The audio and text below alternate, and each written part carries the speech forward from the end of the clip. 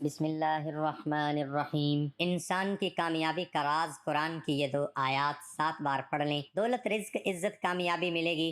جتنے بھی امیر لوگ ہیں وہ سب اس وظیفے کی بدولت ہیں۔ محترم ناظرین، آج میں آپ کو اپنے علاج معالجے کی زندگی کا سب سے اہم راز بتاتا ہوں۔ کوئی اپنی زندگی کا اہم راز نہیں بتاتا، کوئی اپنی کامیابی کا فارمولہ اور نسخہ نہیں بتاتا، کوئی اپنی پریکٹیکل لائف کا، اس میں عروج اور ترقی حاصل کرنے کا جو خاص پوائنٹ ہوتا ہے وہ نہیں بتاتا، مگر میں آج آپ کو بتاتا ہوں صرف اللہ رب العزت کی رضا کے لیے اور امت مسلمہ کے فائدے کے لیے۔ اس سے میری عزت میں، میرے رزق میں، میری خیر و برکت میں جو اللہ رب العزت نے مجھے عطا فرمائی ہے، میں تو بڑا عاجز، نالائق اور ناشکرہ انسان ہوں۔ اللہ تعالیٰ مجھے اپنا شکر گزار بندہ بنا دے اور اپنے تھوڑے بندوں میں شامل کر لے۔ جو بھی خیر و برکت ہے میرے اوپر اور میرے اس سے متعلقین، جو میرے روحانی علاج معالجے کے لوگ ہیں، مسلمان ہیں، جو اللہ رب العزت کی رحمتیں، برکتیں اور خیریں ہیں اور شفا کے حوالے سے جو بھی معاملات ہیں، میں اس میں یہ سمجھتا ہوں کہ سب سے اہم رول قرآن پاک کے اس عمل کا ہے، کیونکہ اس عمل پہ مجھے اتنا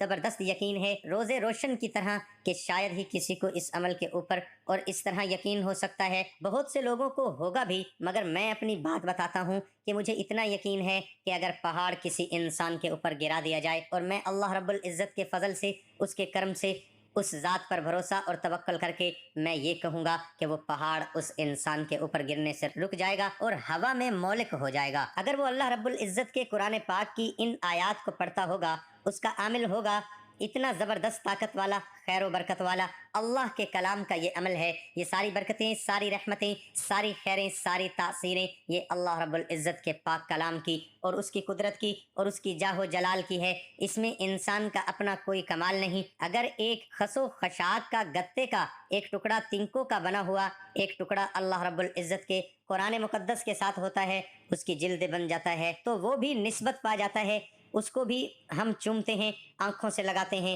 حالانکہ وہ ایک دیکھنے میں حقیر سا ایک گتے کا کاغذ کا ٹکڑا ہوتا ہے جو تنکوں سے، گتے سے بنا ہوا ہوتا ہے، مگر اس کی نسبت اللہ کے قرآن کے ساتھ، اللہ کے کلام کے ساتھ ہو گئی، اس کے ساتھ وہ لگ گیا، ظاہری طور پر جڑ گیا تو وہ بھی برکت والا ہو گیا۔ اس کو ہم چومتے ہیں اور آنکھوں سے لگاتے ہیں اور اس سے برکت حاصل کرتے ہیں، اس کو سینے سے لگاتے ہیں۔ تو اگر ایک بندہ مسلمان اللہ کے کلام کو اپنے سینے میں لے لے، اپنے دل و دماغ کے اندر اس کو بسا لے اور دل کے اندر اس کے اوپر یقین کامل رکھے اور زبان سے اس کا ورد کرے، اس کو تکرار کرے بار بار اور اللہ پہ توکل اور بھروسہ رکھے، تو کیا اللہ رب العزت اس انسان کو بے یار و مددگار چھوڑ دیں گے؟ وہ انسان خیر و والا، برکت والا، عافیت والا نہیں ہو سکتا؟ کیوں نہیں ہو سکتا؟ وہ اللہ کے کلام کی برکات ہے۔ سارا انسان کا کوئی کمال نہیں، اس کی نسبت اس کے کلام کے ساتھ ہو گئی تو اللہ اس کو بھی چمکا دیں گے، اس کو بھی نواز دیں گے۔ دنیا کا کوئی بھی مسئلہ ہو، کوئی بھی معاملہ ہو، جنات جادو کا مسئلہ ہو، رزق کا مسئلہ ہو، خیر و برکت کا مسئلہ ہو، بیماروں سے شفا کا مسئلہ ہو،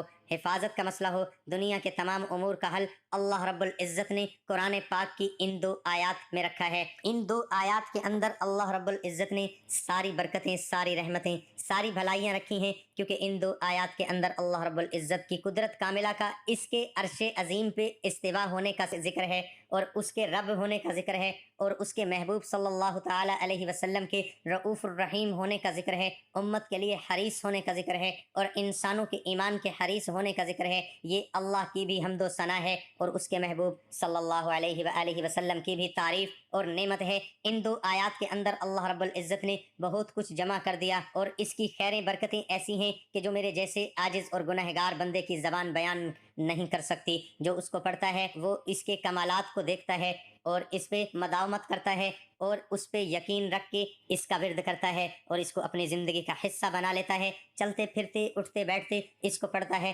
کثرت سے پڑھتا ہے اور یقین کے ساتھ پڑھتا ہے، اللہ پہ بھروسہ اور توکل کر کے پڑھتا ہے اور اس کے اندر بے پناہ خزانے، نعمتیں، برکتیں، رحمتیں، راحتیں ان کے اوپر نظر رکھ کے پڑھتا ہے۔ وہی اس کی ہر چیز کا، اس کے عجائبات کا، اس کے مشاہدے کرتا ہے۔ اللہ رب العزت نے عجائبات رکھے ہیں، اس کے اندر عجائب و غرائب ہیں جو کسی انسان کے بیان کے قابل اس کی زبان اس کے بیان کو نہیں ادا کر سکتی۔ ہم جب تصور کرتے ہیں تو ہماری زبان بھی لڑکھڑا جاتی ہے، اس کی کون کون سی ہم تعریفیں کریں اور کس طرح کی تعریفیں کریں کیا اس کے فضائل و مناقب بیان کریں، کیا اس کے اندر خیر برکتیں ہیں وہ آپ کے سامنے بیان کریں۔ بس جو پڑھتا ہے وہی اس کو جانتا ہے، اور جو اس پہ توکل رکھتا ہے، اس سے محبت کرتا ہے، اللہ اس کو دنیا آخرت میں چمکا دیتے ہیں، اس کو نافع الخلائق بنا دیتے ہیں، دوسرے انسانوں کی بھلائی کا، خیر کا اور فائدے کا ذریعہ بنا دیتے ہیں۔ وہ نافع خلائق بنتا ہے، دوسرے انسانوں کے لیے ہدایت کا ذریعہ بنتا ہے، شفا کا ذریعہ بنتا ہے، خیر کا ذریعہ بنتا ہے،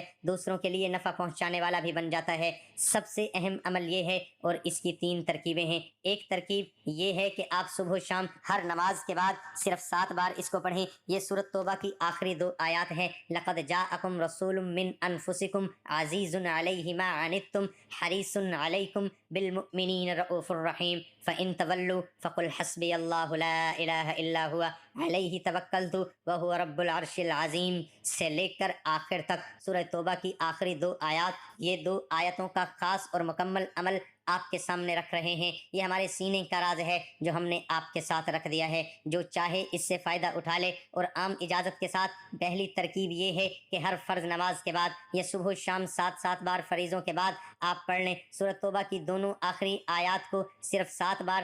دوسری ترکیب یہ ہے کہ صبح و شام 107 بار پڑھیں، یا صرف رات کو 107 بار پڑھیں۔ 107 کی ترکیب ہے۔ تیسری کے بڑی ترکیب یہ ہے کہ 313 بار آپ عشاء کے بعد پڑھیں۔